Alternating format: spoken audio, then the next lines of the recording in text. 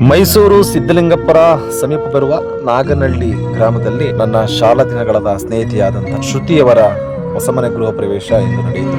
ಆ ಕಾರ್ಯಕ್ರಮಕ್ಕೆ ನನ್ನ ಆತ್ಮೀಯ ಗೆಳೆಯರಾದಂತಹ ಅಭಿಷೇಕ್ ಮತ್ತು ಹರೀಶ್ ಮತ್ತೆ ನಾನು 3 ಜನ ಹೋಗಿ ನನ್ನ ಸ್ನೇಹಿತೆಗೆ ಒಂದು ಉಡುಗೊರೆಯನ್ನು ಕೊಟ್ಟು ಅವಳ ಆತಿಥ್ಯವನ್ನ ಸ್ವೀಕರಿಸಿ ವಾಪಸ್ ಬಂದ್ವಿ. ಇಲ್ಲಿ ನನಗೆ ವಿಶೇಷ ಅನಿಸಿದ್ದು ಏನಪ್ಪಾ ಅಂತಂದ್ರೆ, ನನ್ನ ಶಾಲಾ ದಿನಗಳ ಸ್ನೇಹಿತರಲ್ಲಿ 60 ಜನ ಹುಡುಗಿರಿದ್ರು.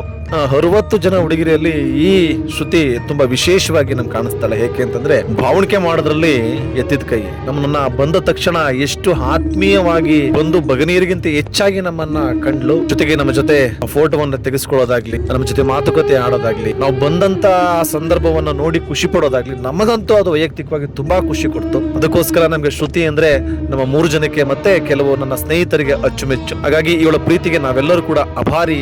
ಒಂದು 20 ವರ್ಷದ ಸ್ನೇಹವನ್ನ ಇಷ್ಟು ಸುಭದ್ರವಾಗಿ ಇರಿಸಿಕೊಂಡಂತಹ ಈ ಗೆಳತಿಗೆ ನಮ್ಮೆಲ್ಲರ ಹೃದಯ ತುಂಬಿದ ನಮನಗಳು. ಗೆಳತಿ, ಈ ಪ್ರೀತಿ ವಿಶ್ವಾಸ ಸದಾ ಕಾಲ ಹೀಗೆ ಇರುತ್ತೆ ಅನ್ನೋ ನಂಬಿಕೆ ನಮ್ಗಿದೆ. ನಿನ್ ಮನೆ ಆಲುಕ್ ತಂಗುಕ್ಲಿ ಚೆನ್ನಾಗಿರ್ಲಿ ಅಂತ ಆಶಿಸ್ತಾ ಒಳ್ಳೆದಾಗ್ಲಿ ಗೆಳತಿ.